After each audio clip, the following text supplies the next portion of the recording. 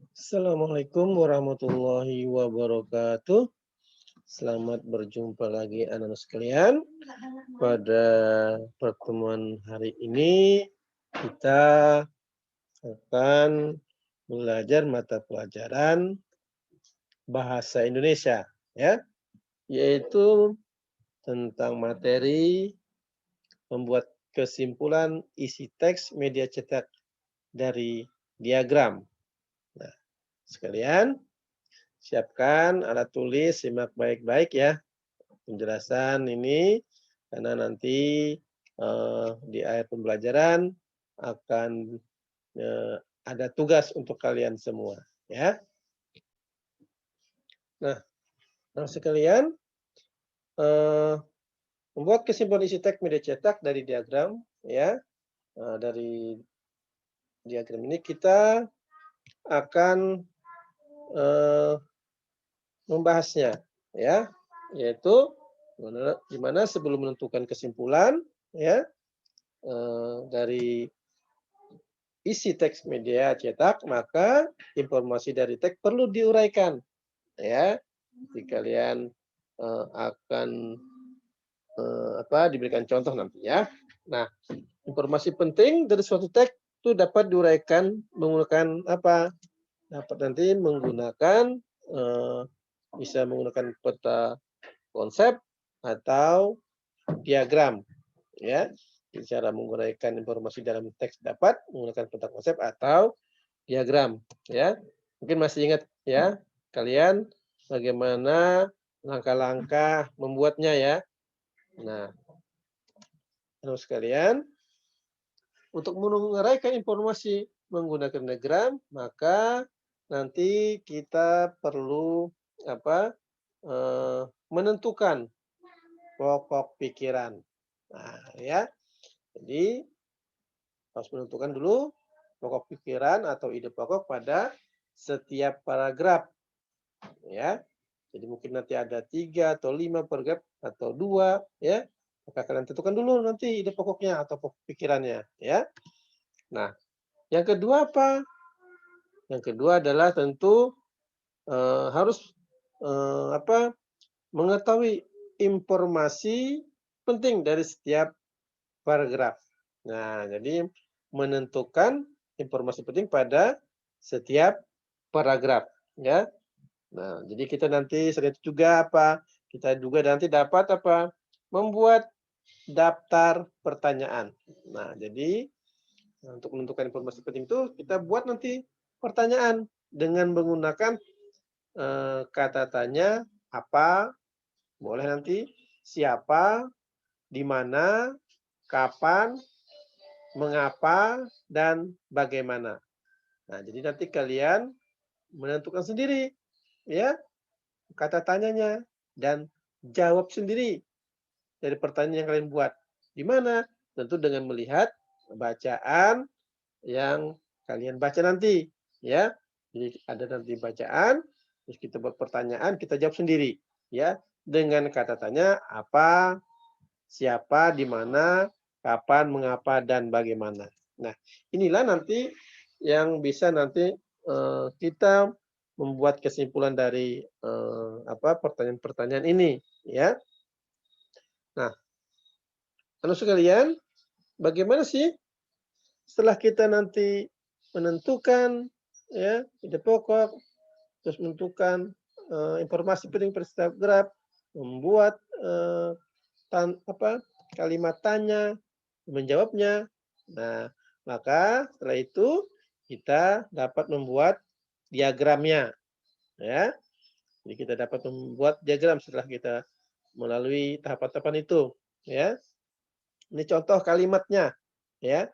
Nah, ini ada contoh bacaan, ya, tentang tungku jimat, ya.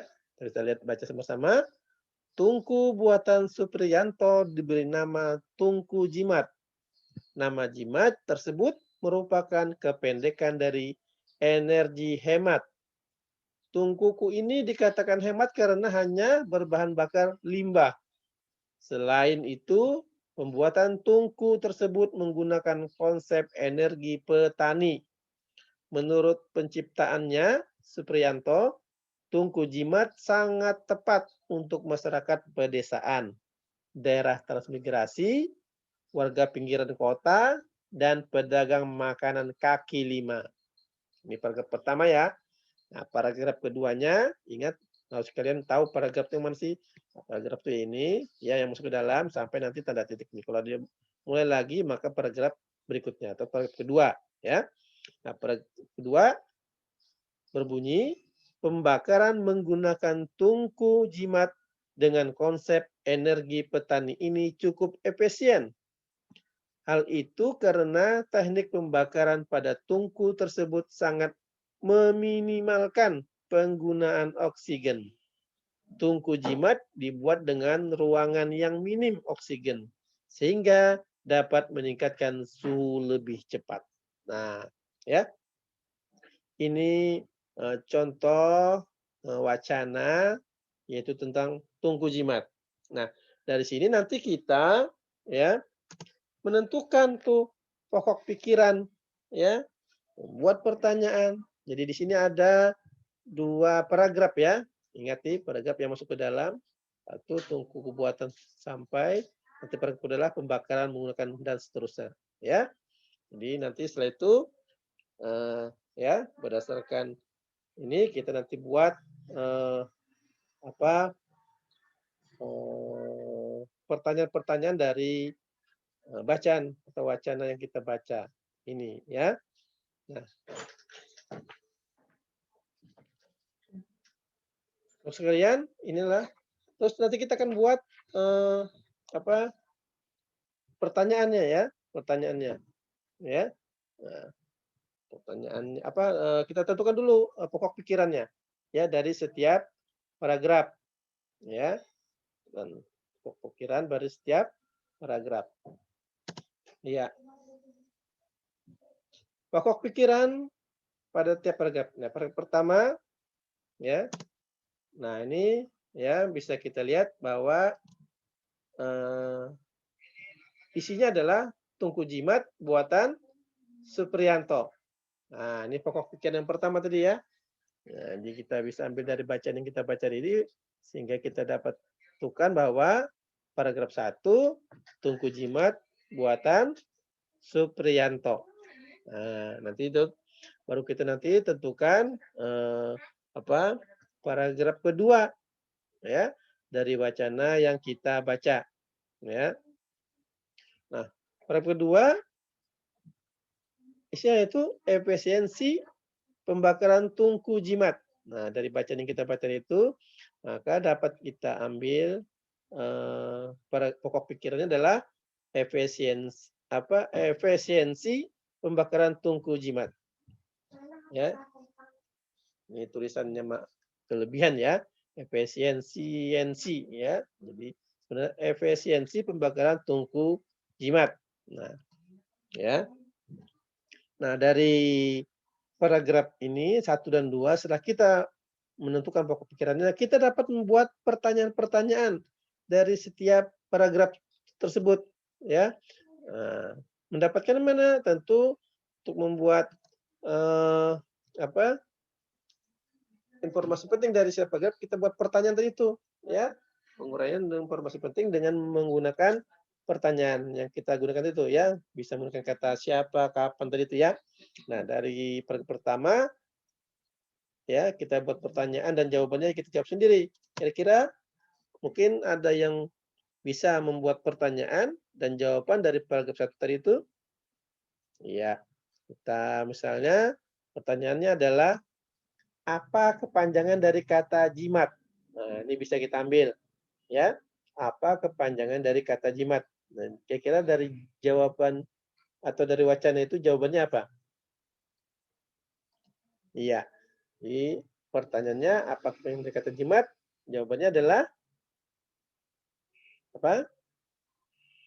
Iya, energi hemat. Ingat ya dibaca ya. Jangan lupa ya. Panjangnya energi jimat. Pertanyaan kedua, misalnya siapa yang membuat tungku jimat? Siapa kira-kira? Iya, jawabannya adalah Supriyanto. Nah, ini nanti bisa kita gunakan dari setiap paragraf yang kita ambil apa, 2 pertanyaan ya, 1 paragraf ya. Berikutnya adalah bisa kita gunakan pada paragraf kedua ya. Ya, apa pokok pikirannya pada paragraf kedua? Tadi sudah ya, efisiensi pembakaran tungku jimat. Sehingga nanti kita bisa buat pertanyaan ya dari wacana tersebut ya. Nah, pertanyaannya bisa misalnya mengapa tungku jimat dikatakan cukup efisien? Iya. Kalian tadi sudah membaca, kira-kira jawabannya apa? Ada yang bisa? Iya. Jawabannya adalah teknik pembakaran tungku meminimalkan penggunaan oksigen. Nah, itu ya. Oke. Mungkin ya. Dan berikutnya, apa manfaat yang didapatkan dari penggunaan oksigen yang minim? Ayo, jawabannya dari bacaan itu adalah iya. Suhu dapat ditingkatkan lebih cepat.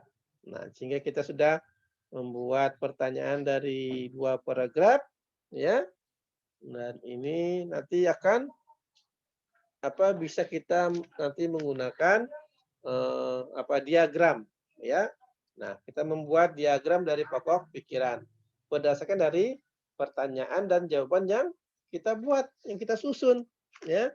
Nah, kita buat diagramnya. Tadi itu judulnya tentang apa? Tentang tungku jimat. Nah, dari pertanyaan itu kita buat